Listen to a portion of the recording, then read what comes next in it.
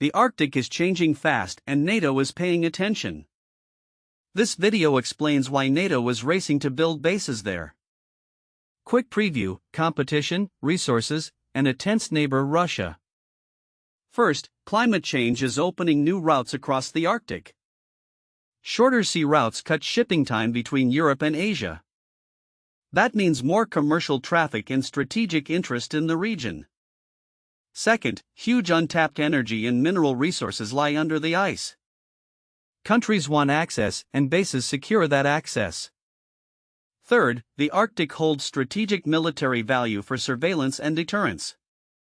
Put these together and NATO has clear incentives to build forward bases. But why secretly racing? NATO moves carefully, quietly preparing infrastructure. Small research stations get upgraded into hardened military outposts. NATO members fund radar, runways, docks, and cold weather training sites. Many projects avoid flashy announcements, they prioritize readiness over headlines. Now let's look at NATO's motivations in detail, starting with defense. Arctic bases let NATO monitor sea and air approaches to Europe. They improve response time if a crisis erupts near northern Europe. Next motivation: protecting trade and energy routes through the Arctic. NATO bases can escort ships and monitor choke points unseen from afar. Third, scientific research and environmental monitoring benefit military presence. Data on ice, weather, and sea lanes has direct operational value. Fourth motive: reassuring Arctic NATO members like Norway and Denmark. Allies want visible commitments to deter destabilizing behavior. Now, what does this mean for Russia? First, competition grows at their doorstep. Russia has long invested heavily in its Arctic forces and bases. NATO bases are seen in Moscow as encroachment on strategic space. That can trigger countermeasures, more Russian patrols and exercises. It also raises risk of close encounters and dangerous miscalculations. So why keep some of this build-up quiet? Transparency can inflame tensions.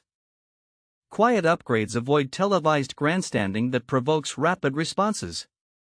NATO also uses civilian projects as cover for dual-use infrastructure. Dual-use means research, rescue, and military tasks share the same base. This ambiguity keeps options open without overt provocation. Now a quick timeline: recent years saw stepped-up investments. Arctic patrols, joint exercises, and runway projects accelerated after 2014. The Ukraine war further sharpened NATO's focus on northern defenses. Expect more multinational logistics hubs and seasonal forward bases. NATO planners stress mobility: temporary bases can be moved as needed. They also invest in Arctic-capable ships, aircraft, and drones. What about legal claims? The Arctic is governed by a mix of law and politics. Nations use scientific data to back territorial or seabed claims under UNCLOS. Bases complicate diplomacy because they change facts on the ground. So NATO tries to balance deterrence and diplomatic channels with Russia. What are the risks? Escalation, miscalculation, and environmental damage top the list. Environmental harm from construction and more traffic could be severe. Escalation risk rises when military forces operate close to each other. Miscalculation is likeliest during exercises or crowded operations in foggy weather. How does NATO try to reduce these risks? Transparency measures where possible. Hotlines, joint search and rescue agreements, and shared protocols help. Economic cooperation can also lower political tensions over resource access. But cooperation requires trust in short supply right now. Let's consider likely scenarios: low, medium, and high tension cases. Low tension, cooperation on search and rescue and scientific projects continues. Medium tension, frequent patrols, diplomatic protests, but no direct clashes. High tension, dangerous standoffs, targeted blockades, and economic penalties. What should policymakers do? Invest in resilient, low-impact infrastructure. Prioritize transparency measures and crisis communication channels with Russia.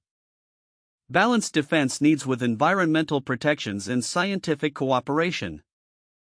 Bottom line, NATO's Arctic push is strategic, cautious, and consequential.